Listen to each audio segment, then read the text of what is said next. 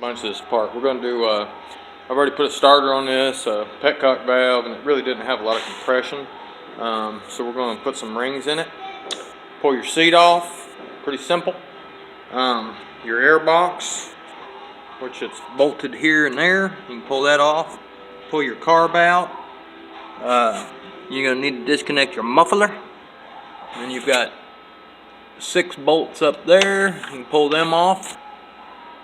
And spark plug, pull your gas tank out. Your gas tank's bolted right there. You'll have to pull your cap off and then you'll be able to slide it out from underneath there. It actually mounts into that hole right there. And there's another one somewhere over there. I think that's where it slides into. Anyway, so you pull those off, and I've got a bracket right there. We're going to pull that off now. Alright, we got Ray Sean getting that. Oh, he's off. Got the muffler off now. Got that bracket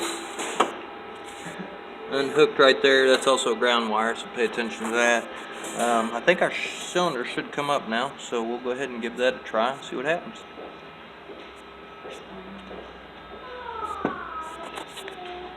Matter of fact, before we do that, just got a pull start. Yeah, right here.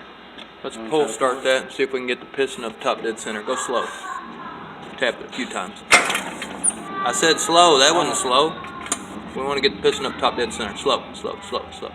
Slow, slow. Keep going. A little more, a little more. A little more, a little more. Okay, perfect, perfect. Alright. Should it stay up? Yep. We're good. I gotta keep holding it right here, right? No, we're good. What the hell? That whole motor's shaking. We're good. It's fucking crazy. I'm gonna check the motor mounts here in a minute. Alright, we're gonna get that jug off. I'm not sure if there's any retainers on there or not. Sometimes they'll have little bolts that'll mount to the side of one of the rods. I really don't see anything in there. See if I can tap on her and get her loose. Alright, we've got some probably 14 millimeter bolts. There's 4 of them that hold this jug on, from what I can tell. So we've got 2 in the front and then 2 in the back, and they're hard to get to.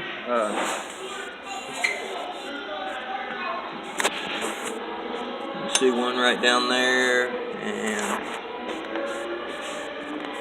the other one's down there somewhere. I think we can get to it maybe from in here somewhere. Anyway, I think our 14 millimeters will get them out now. Alright, we got that one off, and that one off. 2 more to go. We got 3 off, yay! I got 1 more on the back side of the cylinder. Do you know where the piston's at? We got the, in the back of my truck, empty. Got the 4 bolts out of there. Our cylinder should come up now. Here, hold that camera right there on that, right there. It's on there. Alright, let's see if we can get this little gem to come up. Oh yeah! Just go, Crisco. Oh, we got our bracket that we loosened. It's hitting our Other thing? intake right here, so we're going to have to loosen it all the way up, otherwise we ain't getting none of this off. So if I loosen these 2? No, down here. You need to loosen them to get the intake past it, so probably 13 millimeter. Alright.